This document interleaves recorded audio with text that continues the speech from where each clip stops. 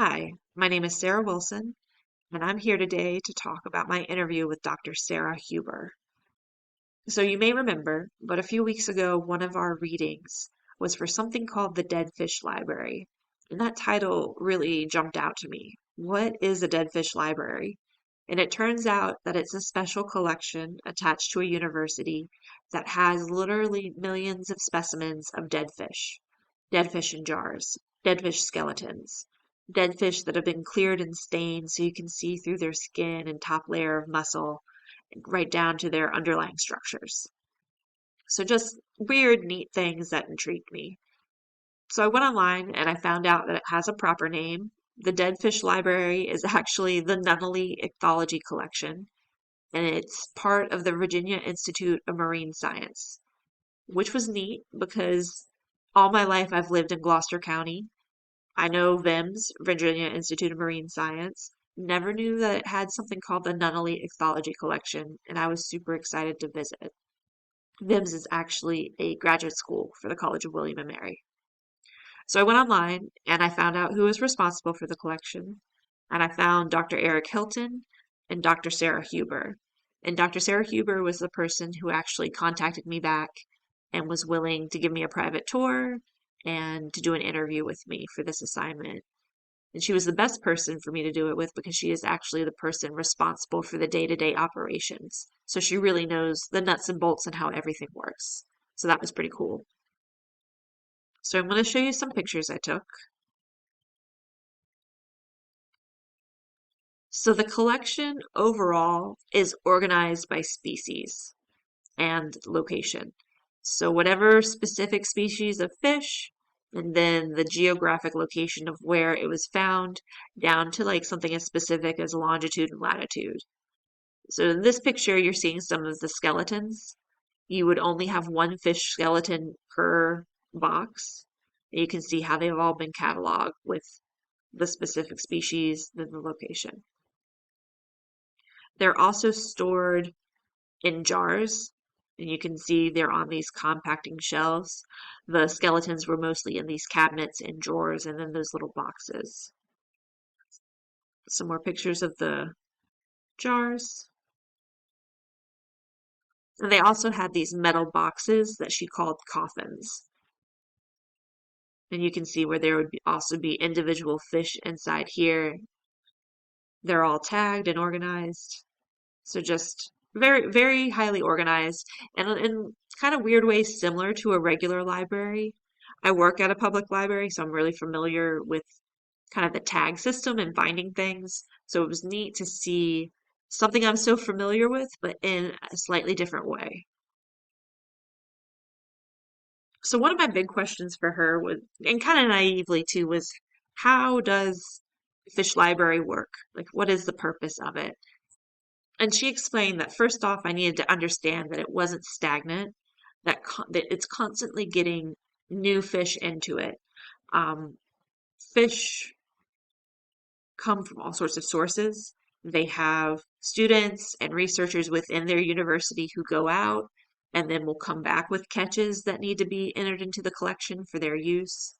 But they also accept donations or things from other entities like the Virginia Department of Fish and Wildlife will sometimes bring in new collections as well.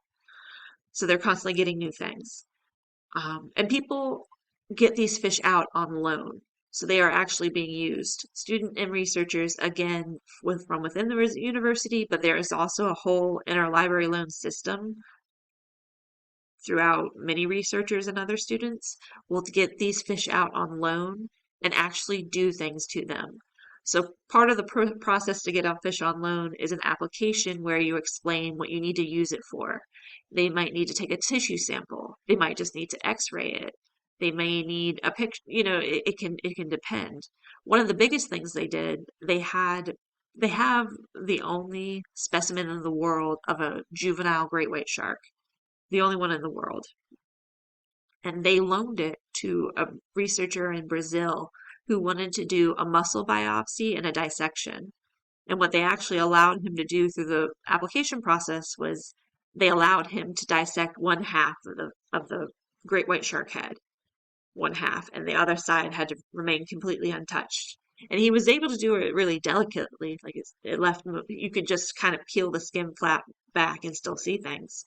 But it was interesting to me how much use the library was getting. And the lesson that I really took away from her, she described within her role at the library, at the Dead Fish Library, how when she started, only a quarter of her time was really meant to go to this collection. She was an adjunct professor, she was teaching, and then a quarter of her time and her funding went to operating this collection. And when she got there, she realized how much more work it was going to take. It had kind of fallen into disrepair. Over the years, it had been administered by different graduate students who didn't necessarily track all the loaning that was going on. So it needed a lot of work and a lot of dedication, and it needed full-time staffing. So she worked with a museum consultant who did a study of the collection, who gave a value to it, and could also recommend how much staffing it needed based on the size and the value. And she was able to take that to administration to get more staffing basically for the collection, number one. But I mean, that kind of really taught me you have to advocate, that you have to, statistics matter. You have to keep track of these things. And I was always already familiar of it, working at a public library. All of our funding is tied to statistics, and there are specific statistics that we have to keep to report to the state. So that's not an unfamiliar thing to me, but it was interesting to see how it is kind of like that for everyone, and all the different sort of avenues that you can use to justify your position. So there were tactics that she was using that I may need to use in the future. Like I may need to do my own sort of like work study staffing wise to prove how many people you need to staff a library. That could come up. So it was interesting.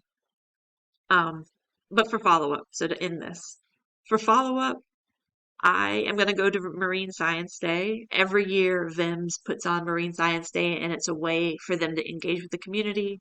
And as a member of the community, I haven't wanted to engage for a long time, but now I'm willing to again.